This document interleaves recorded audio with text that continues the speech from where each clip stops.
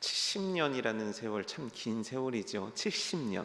70년 만에 드디어 바벨론의 포로가 되었던 자들이 드디어 해방이 된 거예요. 그래서 누구든지 원하게 되면 그들의 멸망한 땅이긴 하지만 바로 예루살렘을 향해 갈 수 있는 그 권한이 이들에게 주어졌습니다. 그래서 이들은 예루살렘에 돌아가게 되었고 그곳에서 성전을 재건하는 일들을 하는 것, 그게 바로 스가랴서의 상황입니다. 참 어려운 시간들이었을 거예요. 말이 쉬워서 70년이죠. 물론 하나님께서 예레미야 선지자를 통해서 예언을 주셨고 그를 위해 기도한 다니엘도 있었지만 이 시간들을 버텨낸다는 건 결코 쉬운 일이 아니었을 거예요. 어느 날 한순간 내가 가족을 잃게 되고 내가 친구들을 잃게 되고 내 집을 잃어버리게 되고 내 고향을 잃어버리게 되고 내 민족을 잃어버리게 되고 그리고 어느 날 잡혀온 곳에서는 사람들이 나로 하여금 포로라는 이름을 붙여주는 거예요. 그러니까 포로 신세가 되어서 내가 원하는 곳에 가서 원하는 일들을 하는 게 아니라 그들이 요구하는 곳에서 그들이 요구하는 일을 해야 되는 신세로 전락했다는 거죠. 포로들에게 잘 대해 주었을 리는 없죠. 아니, 아무리 잘 대해 주었다 한들 그들이 예루살렘과 남유다에서 누렸던 평화와 화평만큼을 누릴 리는 없지 않습니까? 그들에게는 이런 상처가 너무너무 많았던 기간이 바로 70년의 세월이에요. 그런데 몸이 힘들면 견딜 수 있어요. 그렇죠? 몸이 힘들면 그게 계속 반복이 되게 되면 나갈 수 있습니다. 정신이 힘들어도 사실은 어느 정도 극복하고 그냥 그러려니 마음 접고 나갈 수 있을 거예요. 마치 우리가 아침에 직장을 나가는 그런 것과 비슷하다고 할 수 있겠죠. 하지만 매일매일 주어지는 영적인 눌림, 영적인 괴로움은 이들과 하여금 견딜 수 없는 고통을 갖게 했단 말이에요. 왜냐하면 바벨론은 기본적으로 우상을 섬기는 나라고, 바벨론이 이스라엘을 이겼다는 뜻은 뭐냐면 이스라엘의 신이 졌다는 뜻이에요. 누구한테요? 바벨론의 신에게요. 그러니까 바벨론의 신은 위대해요. 우리 신은 졌어요. 바벨론의 신은 너무너무 대단해요. 그래서 그 도시 중앙에 모두가 볼 수 있는 높은 우상이 세워져 있고 그들의 신전이 세워져 있고 그곳에서 연일 벌어지는 제사와 잔치들은 이 초라해진 유다 사람들, 초라해진 하나님의 나라의 백성들의 현실을 보게 되는 거죠. 그들은 끊임없이 의심할 수밖에 없어요. 우리 하나님이 정말 진 건가? 우리 하나님은 우리를 버린 것이 아닌가? 우리 하나님은 우리들에게 아무런 은혜 베풀지 아니하시는 거 아닌가? 이런 영적인 고통 속에서 이들은 있었어야 됐어요. 그런데 대반전이 일어났단 말이에요. 정말 하나님께서 말씀하시고 그 말씀을 이루셔서 70년 만에 고레스 칙령이라고 불리는 이 고레스 왕이 너네들 고향으로 가! 이렇게 해방을 시켜줬단 말이에요. 그러니 이들이 얼마나 기쁘고 이들이 얼마나 행복했겠어요? 여러분들 같으면 어떻게 하시겠습니까? 나는 당장 돌아가겠다. 한 3분, 4분 정도 나는 바벨론에 있겠다. 다른 나라 가시려고요?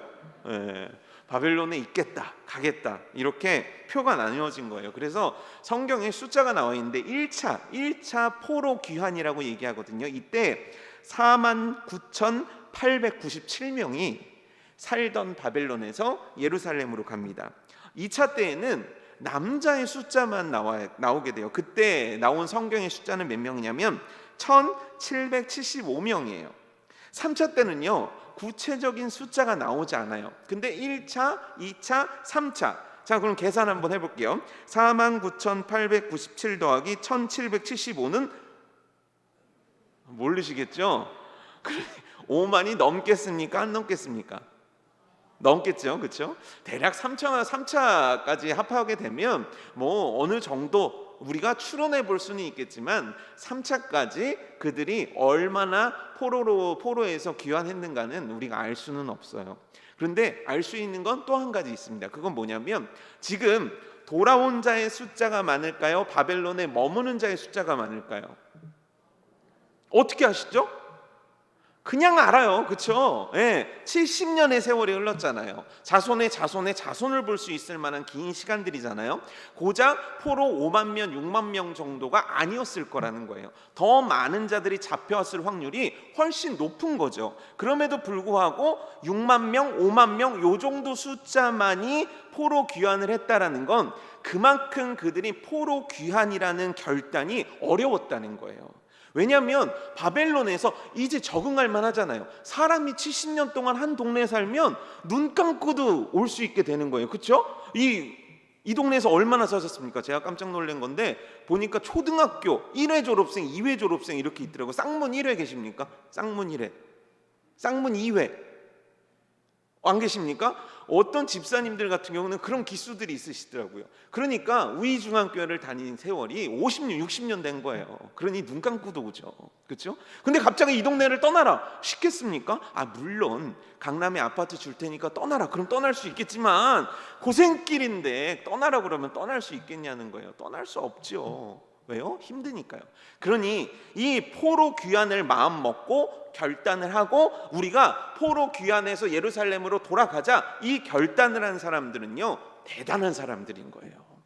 실제 성경을 읽다 보면 이들에 대해서 꾸짖는 이야기도 나오고 이들의 잘못된 것들에 대해서 하나님이 말씀하시기도 하시지만 기본적으로 열정이 있는 자들이에요.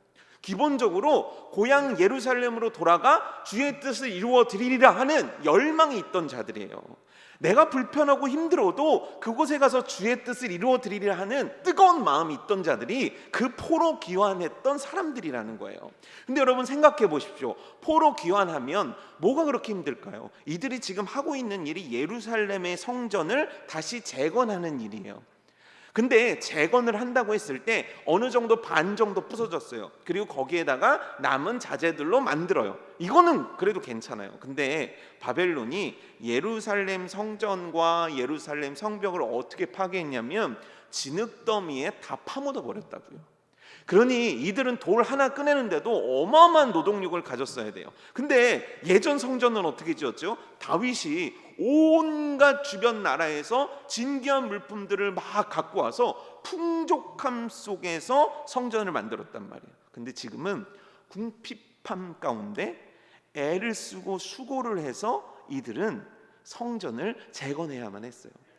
이 상황을 느헤미야가, 물론 느헤미야는 성전이 재건된 이후에 오긴 했지만 느헤미야가 한 장면을 우리들에게 보여주는데 뭐냐면 말을 타고 느헤미야가 온 거예요. 느헤미야가 누구이신지 아시죠? 요거까지 설명하면 오늘 밤 우리 괴로워집니다. 요거는 넘어가도록 해. 아셨죠? 모르셔도 알아요. 이렇게 똘망똘망한 눈빛으로 보여주셔야 돼요. 느헤미야가 말을 타고 가는데 말을 타고 지나갈 수 있는 길이 없었다는 거예요. 예루살렘 도성이 그 역사가 오래되고 그 유명했던 도성에 제대로 된 길 하나가 닦여지지 않았던 게 바로 이 당시 상황이라는 거예요. 또 느헤미야 시대를 보게 되면 이들 그 백성들이 돈이 없는 거예요. 먹고 살 돈이. 그래서 빚을 지고 자녀들을 노예로 팔아야 되는 그런 비극적인 상황까지 처하게 되는 게 바로 1차, 2차, 3차 이 포로 귀환을 했던 사람들이에요. 그럼에도 불구하고요, 이들은 성전 재건을 놓지 않았어요. 물론 멈춘 적도 있었고 물론 하나님께 꾸중 들은 적도 있긴 있어요. 하지만 이들은 결단하고 바벨론에서 돌아와서 주께서 맡기신 일들을 그래도 감당했던 참 훌륭한 사람들이라는 거죠. 그래서 성전이 한 반쯤 완성이 되던 어느 날 이들은 질문 하나가 떠올랐다는 거죠. 그 질문이 떠오른 이유는 뭐냐면 달력을 보니까 5월이 다가오고 있었어요. 무슨 월이요? 5월이, 잘 듣고 계시네요. 감사합니다. 5월이 다가오고 있는데 이때가 되면은 꼭 하던 일 하나가 있었어요. 그거에 관해서 질문을 하는 거예요. 우리 스가랴서 7장 3절, 거기서 우리가 읽었던 말씀에서 조금만 위로 올라가면 되니까 3절 한번 다 같이 읽어볼까요? 시작.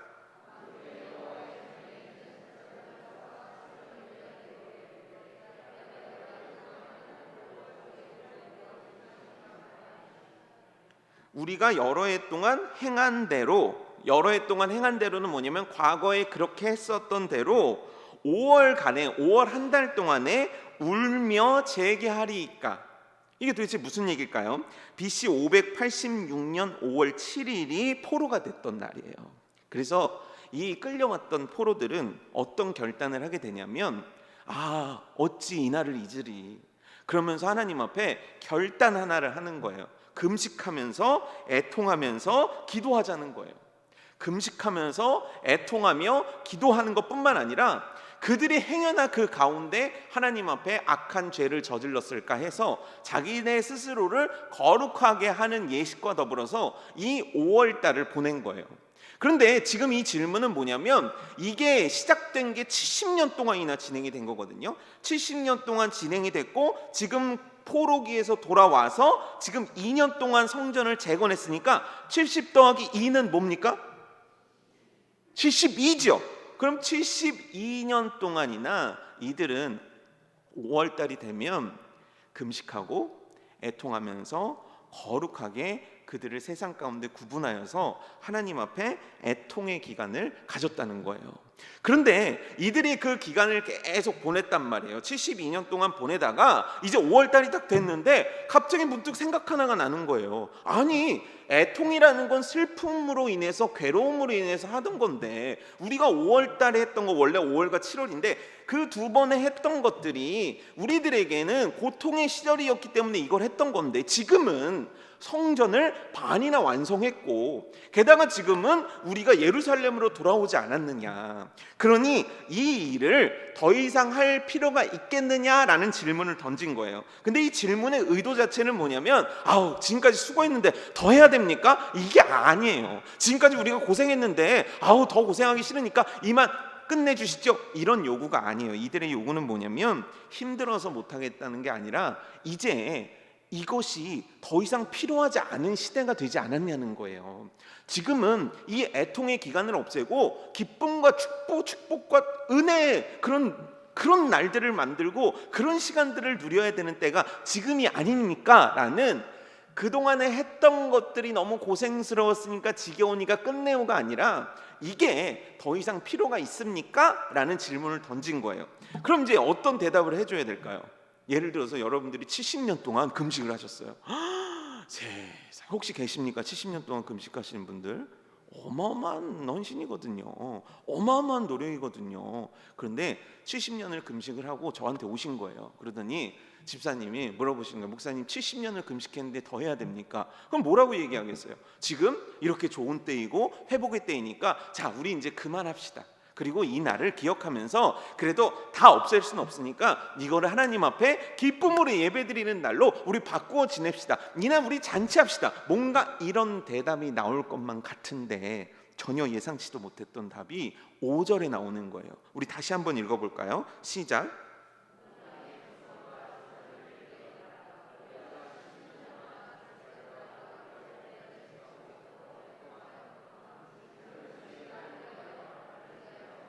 그냥 그 금식이 나를 위하여 한 것이냐 이래도 되는데, 나를 위하여 한 것이냐, 세상에 강조를 하시면서 얘기하신다는 거예요. 그럼 누굴 위해서 한 겁니까? 아니, 생각을 해보세요. 금식을 했고 애통을 하면서 자기네 삶을 구분지어가지고 그곳에서 정말 치열하게 살아낸 거예요. 한번 생각해봐요, 여러분. 결단할 수 있습니다. 금식하기로 공동체가 결정할 수 있습니다. 그러면 그걸 예루살렘이나 유대 땅에서 지킨다는 건 참 쉬운 일일 거예요. 왜죠? 다 하니까요. 근데 바벨론이에요. 바벨론에서의 이 유다 지파, 유다 민족은요, 요만한 민족밖에 안 돼요. 그들이 어떤 힘이 있거나 세력이 있거나 정치적인 영향력이 있거나 그러지 못해요. 그러면 얼마 안 되는 자들이 어느 날 갑자기 포로들 가운데서 그들과 어울려 사는데, 어느 날 우리는 금식합니다. 우리는 이제 정결하게 합니다. 우리는 거룩하게 합니다. 우리는 이제 애통하는 기간을 가질 거예요. 이게 쉬웠겠냐고요. 여러분 생각해 보세요. 이것도 어렵잖아요. 급식 시간에 기도하고 밥 먹는 것도 어렵잖아요. 다들 직장인들이 이렇게 있는데 회식 자리하는 거예요. 그래서 전 잘 모르지만 뭐를 말아요. 한국 사람들 이때 웃으시면 안 돼요. 뭐 전혀 모르는 것처럼 냉담한 얼굴을 치셔야죠. 뭘 말아서 줘요. 그래서 저기서부터 파도를 탄대요. 왜 이렇게 또 우리나라는 또 파도를 좋아합니까? 파도를 막 타는 거예요. 근데 그때 갑자기 저는 지금 장로라서, 집사라서, 직분자라서 술 안 먹습니다. 이 얘기하기 쉽습니까? 우리 잘하고 계신 거예요. 이때 고개 끄덕이시면 저 사람이 눈에 티날 수 있거든요. 이거 쉽습니까? 어려운 거예요. 다들 주일날 놀러 가자고 막 캠핑 막 가고 이러는데, 나는 교회 가야 되니까 난 이 모임에서 나오겠습니다, 이 말 하는 게 쉽습니까? 사실 머리로는 다 쉽다고 알고 있지만 이런 것들을 결단하고 그 세상이라는 상황 가운데 이거를 행동으로 옮긴다는 것, 그것도 70년 동안을 멈추지 않고 행동으로 옮긴다는 건 여러분 대단한 거예요. 굉장한 거예요. 이거 오늘날 우리들도 못하는 일입니다. 그럼에도 불구하고 이들은 70년간 했다고요. 정확히 얘기하면 72년 동안 하나님 앞에서 지켜서 했다고요. 왜 했습니까? 당연히 하나님을 위해서 했죠. 왜 했습니까? 아니, 우리가 이런 꼴이 당했는데 어떻게 기도 안 하고 금식 안 하고 우리들의 스스로를 돌아보는 게 당연한 거 아닙니까? 그러니까 우리가 이렇게 했잖아요. 그러면 하나님은 당연히 이렇게 나오셔야 돼요. 너희들 수고했다. 어떻게 그 어려운 가운데 그렇게 믿음을 지켰니? 너희들 정말 고생 많이 했다. 너네들 70년 동안 하냐고 내가 정말 너네들 그 모습을 봤으니까 너네들 눈물을 기쁨으로 바꿔줄게. 이제 70년 동안 했던 모든 것들을 잃어보고 기쁨과 축제를 벌여라. 이래도 부족할 것 같은데 하나님의 말씀인 거예요. 너네가 70년 동안 금식했던 게 나를 위하여 한 것이냐. 그러더니 그 다음 절에 더 충격적인 말씀을 하시는 거예요. 6절 말씀으로 읽어볼까요? 시작.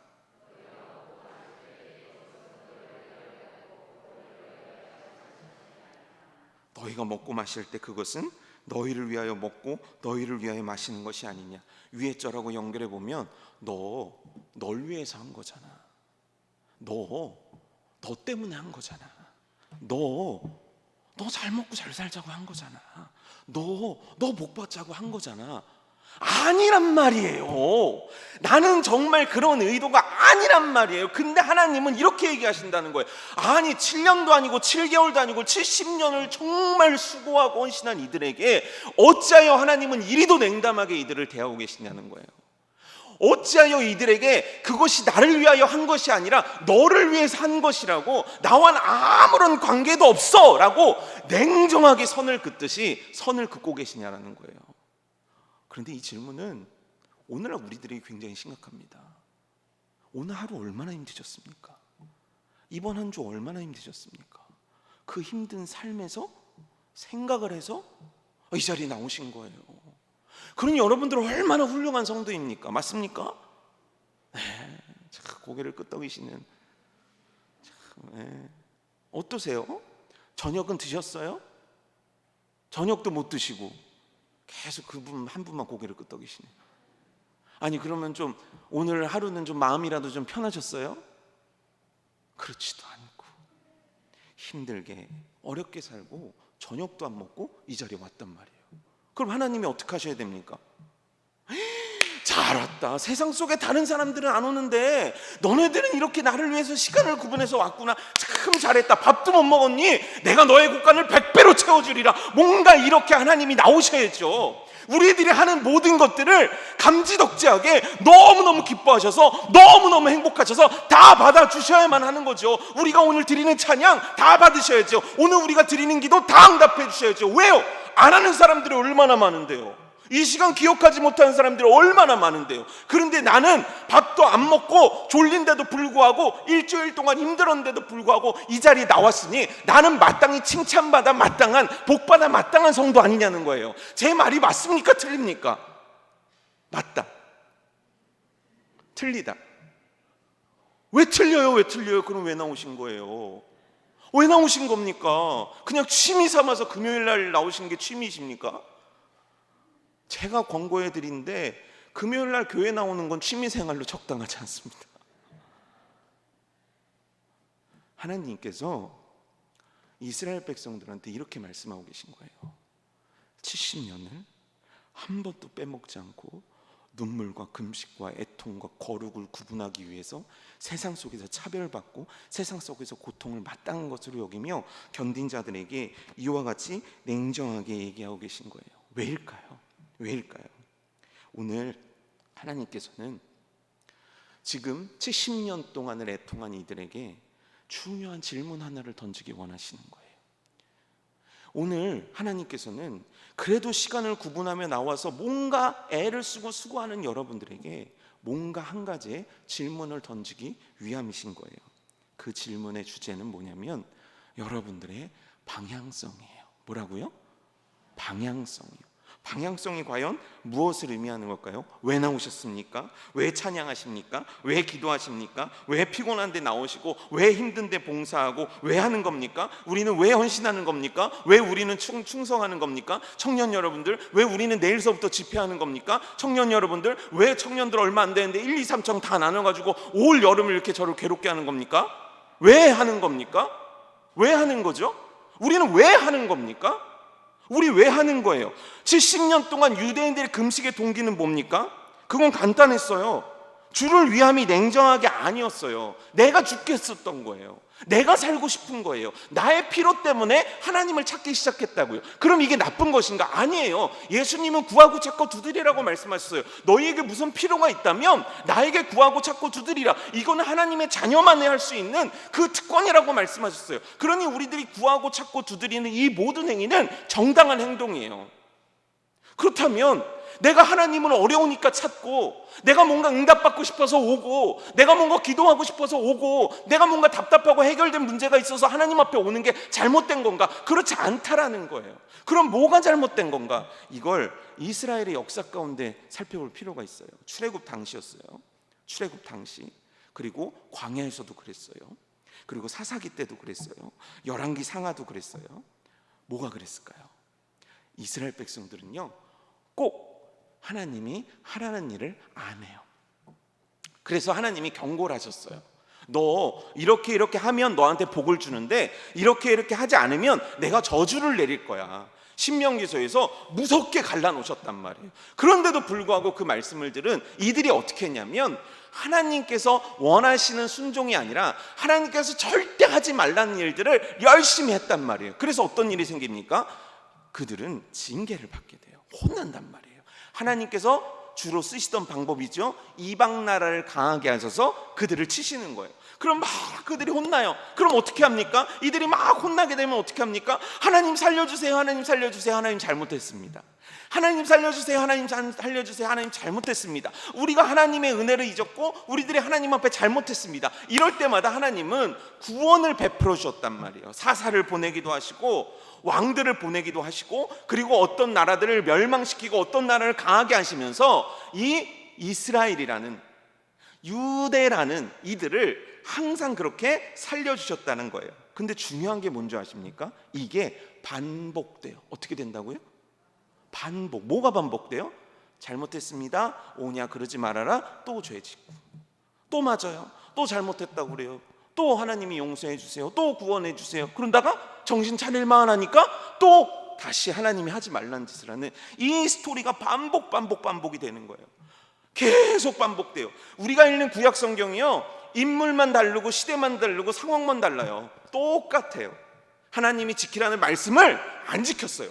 그래서 벌 받아요. 혼나요. 그랬더니 살려주세요 해요. 그때 살려줘요. 그럼 정신 차려야 되는데 이들은 다시 살던 대로 돌아가요. 그리고 다시 죄를 짓는단 말이에요. 이게 반복이 된단 말이에요. 왜요? 하나님은 그들에게 필요한 분이셨지 그들의 전부인 적이 없는 거예요. 다시요, 그들에게 하나님은 오늘의 위기를 건져주실 필요한 분이었지 내 전부가 되지 못했다고요. 항상 필요해요. 항상 원하는 이득만 뽑아가면 그만이에요. 이게 궁극적인 이스라엘과 하나님의 관계가 되었다는 거예요. 10명의 문둥병자가 예수님을 찾게 됩니다. 우리 이제 수요일날 강창문 전사님이 너무 드라마틱하게 설명을 해주셔가지고 10명의 문둥병자가 있는데 예수님이 저 멀리서 마을에 거닐고 계신 거예요. 왜냐하면 문둥병자는 기본적으로 마을 사람들, 일반인들과 섞여 지낼 수가 없기 때문에 이들은 멀리 떨어져서 예수님을 볼 수밖에 없는 거예요. 근데 여러분, 이들의 믿음이 얼마나 대단한지를 잘 지켜보십시오. 이들이 예수님을 보자 하는 한 행동이 있어요. 그게 뭐죠? 나 고쳐주세요. 전도사님처럼 목청이 좋았다면 연기를 한 번 더 하는 건데 10명이 온 힘을 다해서 외친 거예요. 예수님, 예수님, 나를 좀 구원해 주세요. 나 좀 살려주세요. 나 이렇게 썩어가지고 나 인간 부실도 하지 못해요. 나 좀 살려주세요. 나 좀 살려주세요. 이렇게 얘기하세요. 그런데 예수님의 시선이 그쪽으로 향하게 되신 거예요. 근데 여러분 이 장면을 잘 보십시오. 예수님께서 문둥병자들 한 명 한 명을 만지시면서 안수하셨더라. 그들의 상처를 다 만져가시면서 기도해 주셨더라. 이런 장면 있습니까? 없습니까? 없어요. 그럼 예수님은 어떻게 고치신 거죠? 이 장면이 너무너무 놀라운 장면이에요. 그들은 외쳤어요. 예수님도 외치셨어요. 예수님이 하신 건 그거예요. 그들이 외쳤단 말이에요. 그 길로 예수님이 막 달려가셔가지고 이러지 않으셨어요. 예수님은 똑같은 그 거리에 서서 어떻게 하셨냐면 제사장들에게 가서 내 몸을 보이라, 이걸 외치신 거예요.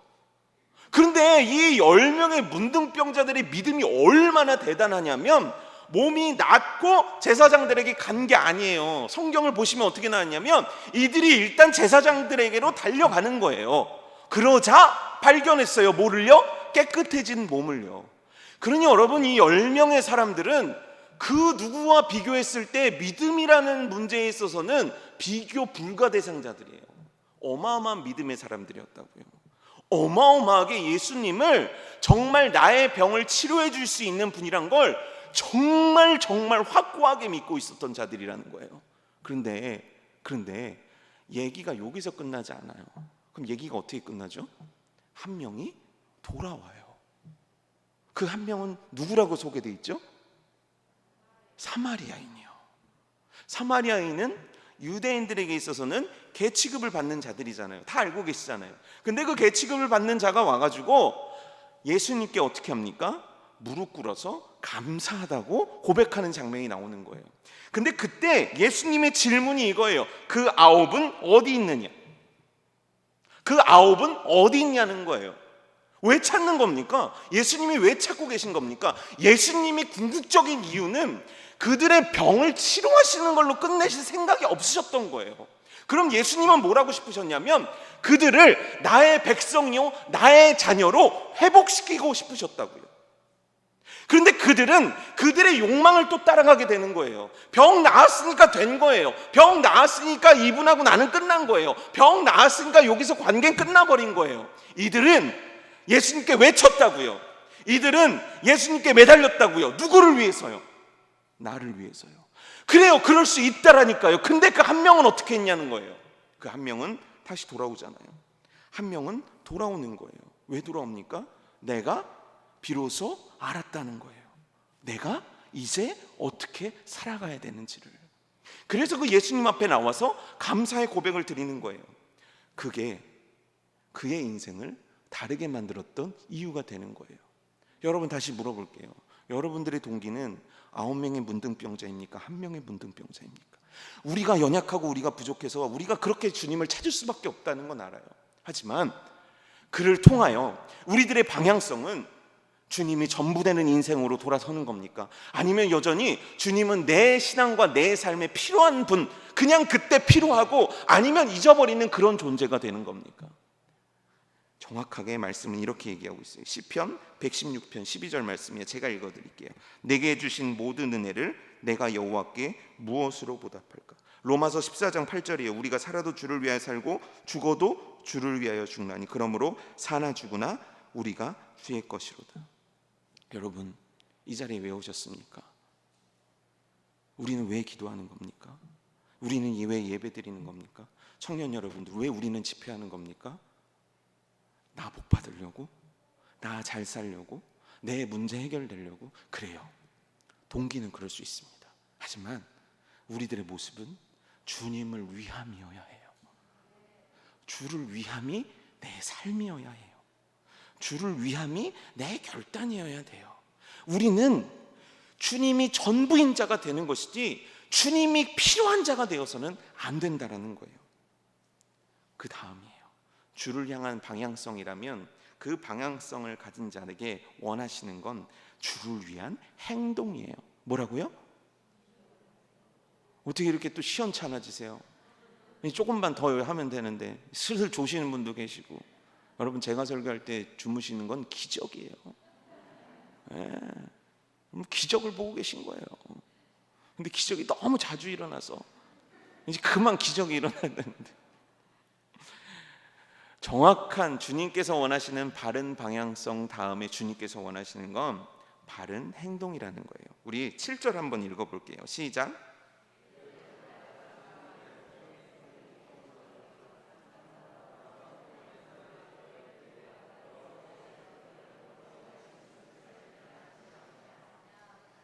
이게 무슨 얘기냐면 이걸 현대어 번역으로 보면 이래요. 나는 예루살렘과 그 주변 부락들에 번성하여 사람들로 붐비고 네겝 지방과 저지대에 사람들이 살고 있던 그때에도, 이게 뭐냐면 잘 먹고 잘 살 때, 너네가 정말 전성기라고 얘기할 수 있는, 너네가 정말 잘 살 때 내가 어떻게 했는지 아니? 이거예요. 이전에 예언자들을 통해서, 선지자들을 통해서 계속 너희들에게 이 행동을 하기를 원해 왔다는 거예요.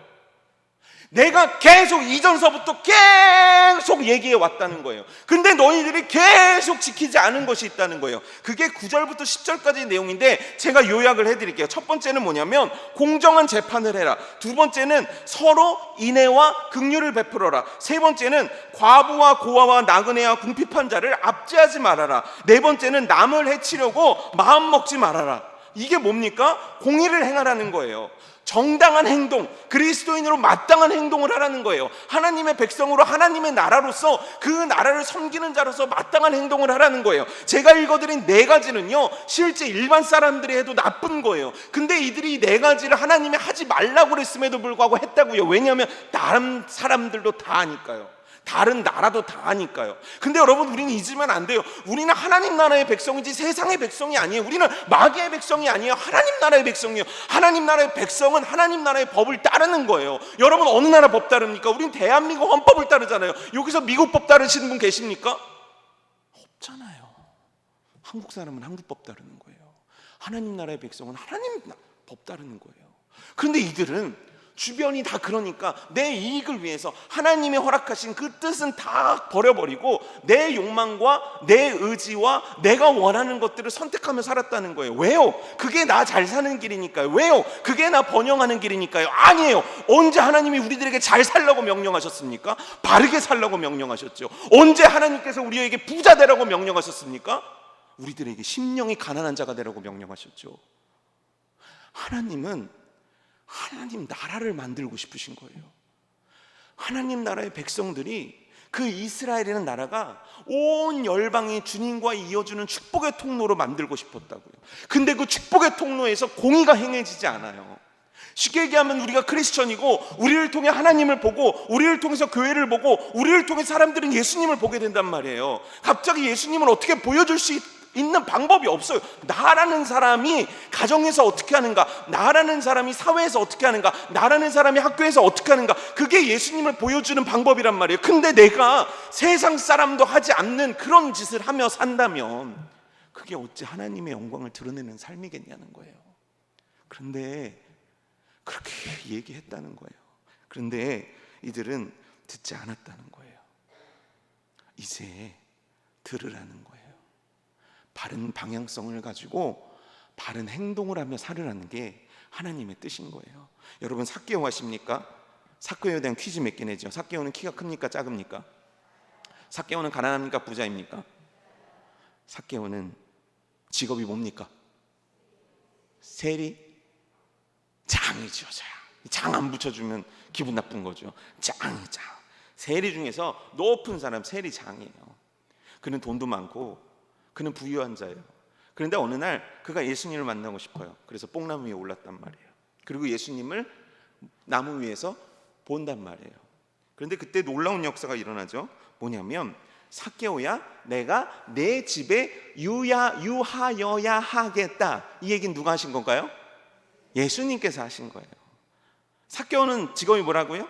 세리예요. 세리는 그 당시 창녀와 동급되는 직업이었단 말이에요. 그런데 예수님께서 그에게 그를 만나셨을 뿐만 아니라 그의 집에 가셔서 그를 구원하는 놀라운 역사가 펼쳐진단 말이에요. 근데 오늘 얘기하고 싶은 건 그리고 나서 삭개오의 반응이에요. 누가복음 19장 8절에 이렇게 나와 있어요. 삭개오가 서서 주께 여짜오되 주여 보시옵소서, 내 소유의 절반을 가난한 자들에게 주겠사오며 만일 네 것을 토색한 일이 있으면 4배나 갚겠나이다. 주님을 향한 방향으로 그의 인생이 돌아섰을 때 그의 행동에 결단이 이루어지는 거예요. 여러분, 우리는 신앙이라고 하지 않고 신앙생활이라고 해요. 왜냐하면 신앙은 혼자 있는 게 아니거든요. 신앙을 가지고 생활하는 게 믿음이에요. 반드시 우리가 어떤 신앙적인 결단은 우리들의 삶에서 행동으로 보여지게 되어 있습니다. 그리고 그 행동으로 보여지는 것은 빛과 소금의 역할을 감당하는 크리스천의 모습일 수밖에 없는 거예요. 삭개오가 어떻게 살았는지 모르겠어요. 그렇지만 그는 이 시간 결단하는 거예요. 내가 예수님을 믿게 됐다는 거예요. 이제 바른 방향을 알게 됐다는 거예요. 이제 내가 바른 행동을 하며 살기를 결단한다는 거예요. 그래서 그는 행동으로 그 일을 옮기는 거예요. 내 재산 절반을 다 주겠습니다. 내가 만약에 남들에게 부당하게 뺏은 것이 있다면 4배나 더해서 갚겠습니다라고 얘기하는 거예요. 내가 대가 치르며 살겠다는 거예요. 부자니까 그런가 보죠, 목사님. 저는 반대할 것도 없어요. 과연 부자들은 다 그렇게 했을까요? 여러분, 부자 청년 이야기 알고 계십니까? 부자 청년에게 예수님께서 하신 얘기예요.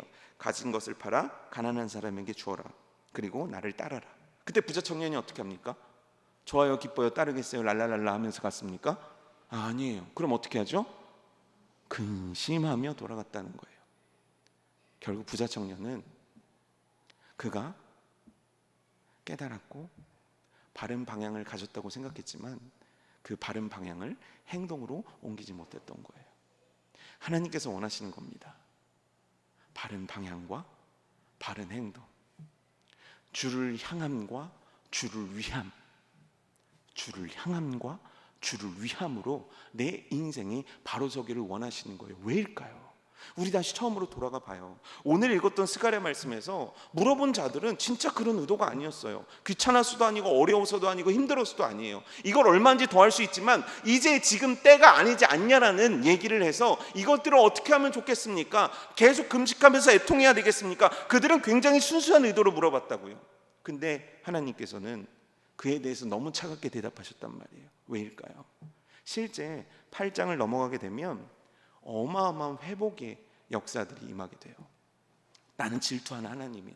내가 너네들을 얼마나 사랑하는지 알아? 너네들에게 이렇게 해줄 거야. 내가 너네들에게 이렇게 해줄 거야. 실제 하나님이 정말 이들에게 하고 싶었던 얘기는 8장에 있어요.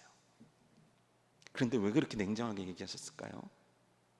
하나님은 이스라엘을 건지신 적은 있지만 회복시키신 적은 없어요. 실제 하나님께서는 사사기에서도 셀 수 없는 숫자들만큼이나 이스라엘 백성들을 죽음의 구렁텅이에서 건져내세요. 하지만 그들은 단 한 번도 하나님의 백성답게 회복된 적은 없어요. 회복이 뭔지 아십니까? 회복은요, 관계로부터 나오게 되는 거예요. 진짜 회복은요, 관계에서 나오는 거예요. 하나님과의 나와의 관계가 제대로 만들어졌을 때 내 삶의 회복이라는 게 일어나는 거예요. 이들이 한 행동은요, 이들이 70년 동안 한 금식은요, 그들이 이방 나라가 쳐들어오니까 부르짖었다. 그들이 노예 생활이 너무 힘들어서 부르짖었다와 별반 다를 거 없는 거였던 거예요. 그래서 지금 주님은 진짜 회복시켜주고 싶으신 거예요. 진짜 회복을 경험하게 해주고 싶은 거예요. 아니, 이제는 진짜 회복시켜주고 싶으신 거예요. 그래서 원하시는 거예요. 얘들아, 너희 방향이 어디로 가 있니? 너네들 내가 시키는 거 하고 있니? 내가 진짜 너희들에게 원하는 게 뭔지 아니? 너희들의 방향이 너희가 아니라 나를 향하길 원한다. 너희들이 나를 위해 살아내길 원한다. 내가 너희들에게 이미 일러줬던 말씀 있지 않니? 그 말씀을 지키며 살아라. 그 행동을 다시 회복해라. 그때 내가 너희에게 부어줄게. 그때 내가 너희를 회복시켜줄게. 나는 진짜 너희를 회복시키고 싶은 여호와 하나님이다. 이거를 얘기하고 싶으셨다고요. 삼손을 아십니까? 삼손 아세요? 삼손이 얼마나 대단했던 사람인지. 여러분, 삼손만한 인물이 성경 속에 그렇게 많지가 않습니다. 그가 태어나기 전에 그가 얼마나 대단한 인물이면 천사가 같은 내용을 가지고 2번을 방문합니다. 처음에 그의 아버지가 천사를 보죠. 그래놓고 그 아버지가 정말 말도 안 되는 부탁을 하는 거예요. 그 말도 안 되는 부탁이 뭐냐? 제가 혹시 까먹거나 혹시 제가 전달을 못하면 어떡하죠? 제 안에 있을 때 한 번만 더 같이 해주게 해주시면 안 될까요? 그것도 들어주셔서 태어나기 전에 2번이나 삼손을 어떻게 키워야 되는지 알려주세요. 그는요, 유년 시절을 정말 제대로 살았습니다. 나시린으로 퍼펙트예요. 그걸 알 수 있는 게 뭐냐면 그가 때가 되면 성령이 그를 감동하여 이끌거든요. 성령이 감동할 수 있는 사람으로 자랐다는 거예요. 근데 어느 순간 문제가 생겨나기 시작해요. 그가 인생의 방향을 잊어버려요. 물론 그는 사사가 돼요. 게다가 여러분, 그가 기도했더니 반석에서 물이 터져 나오는 기적도 일어납니다. 그를 통해서 수많은 블레셋들이 벌벌 떠는 역사들이 일어납니다. 어찌 사람으로 저런 괴력을 발휘하는가, 그런 역사들이 삼손을 통해 많이 일어납니다. 그런데 중요한 건 뭐냐면 삼손은 단 한 번도 하나님을 위하여 하나님이 원하시는 선택을 단 한 번도 하지 않았다는 거예요. 그는 그를 위해 하나님을 존재시켰다고요. 그를 위한 하나님께 기도했다고요. 목이 말라요 하나님, 이렇게 기도했다고요. 하나님, 내가 지금 힘이 필요해요, 이렇게 기도했다고요. 하나님을 위한 간구가 단 한 번도 없던 게 그의 인생이에요. 그런데 그가 어느 날 힘도 잃고 눈도 잃고 모든 걸 다 잃게 돼요. 그리고 그때 그가 깨닫게 돼요. 무엇이 문제였는가? 내가 주를 위해 보냄받은 자인데 주를 위해 살지 못했다. 내가 주를 위한 행동을 하지 못하고 살았다. 그래서 이때 처음으로 삼손은 하나님을 위한 간구를 드려요. 하나님을 위한 헌신을 다짐해요. 하나님을 위해 자기의 모든 것들을 바치리라 결단해요. 그리고 자기의 모든 걸 던져놓습니다. 잘못된 방향에서 주를 향한 방향으로, 잘못된 행동에서 주를 위한 행동으로 초마저 아껴가며 마지막 한순간을 하나님 앞에 불살라 드리는 게 삼손의 인생이었단 말이에요. 그런데 이 삼손이요, 믿음장이라고 일컬어주는 히브리서 11장에 나와요. 이해할 수가 없는 거예요. 왜냐하면 실제 삼손이 그렇게 깨닫고 돌이켰다라는 측면에서는 참 괜찮은 사람일 수 있지만 하나님이 주신 그 긴 인생에서 결국 그가 한 게 죄밖에 없는 거잖아요. 여러분, 내 자녀가 삼손처럼 자라기를 원합니다. 기도하시는 분 안 계시잖아요. 전부 다 다른 인물들을 위해 기도해도 말입니다. 왜요? 삼손의 인생은 실제 본받고 싶지 않아요. 삼손처럼 되고 싶은 사람은 이 중에 없어요. 그런데도 불구하고 왜 하나님은 그를 믿음의 사람으로 이야기하실까? 사사기에서 삼손만한 사람이 없었기 때문이에요. 정말 하나님이 원하시는 건 우리가 삼손처럼 되는 거예요. 징계 가운데 두 눈이 뽑히고 노예처럼 살아가는 그 상황 속에서 다시 주님을 찾고 내 인생의 올바른 방향을 잡고 주님께서 원하시는 행동으로 옮겼던 참 미련해 보이고 참 세상 유혹에 약해 보였던 삼손이지만 결국 그가 그렇게 선택했듯 하나님께서는 오늘 우리가 그렇게 선택하기를 원하시는 거예요. 오늘 그렇게 우리가 살아내기를 원하시는 거예요. 우린 이 땅 가운데 보냄받은 하나님의 사람들 아닙니까? 우린 이 땅 가운데 주를 위해 살려고 주님께서 특별하게 결정하시고 이 땅에 보내신 자 아닙니까? 나를 예수님 믿게 하시려고 온 우주와 천지 만물이 움직였고 내가 예수님 믿는 게 뭐 그렇게 대단한 일이라고 천하보다 귀하다고 예수님은 잔치하시겠습니까? 근데 그렇게까지 사랑하셔서 구원한 나는 오늘 어떻게 무엇을 위해 살아갑니까? 주를 위해 살아가고 계십니까? 주를 위해 헌신하고 계십니까? 주를 위해 눈물을 흘리고 계십니까? 주께서 원하시는 일들을 삶의 행동으로 옮기고 계십니까? 주께서 원하시는 삶의 일들을 실천하고 계시냐는 겁니다. 주께서 원하시는 그 행동, 주께서 원하시는 그 방향을 회복할 수 있는 것이 저와 여러분의 삶 되기를 주님의 이름으로 축복합니다.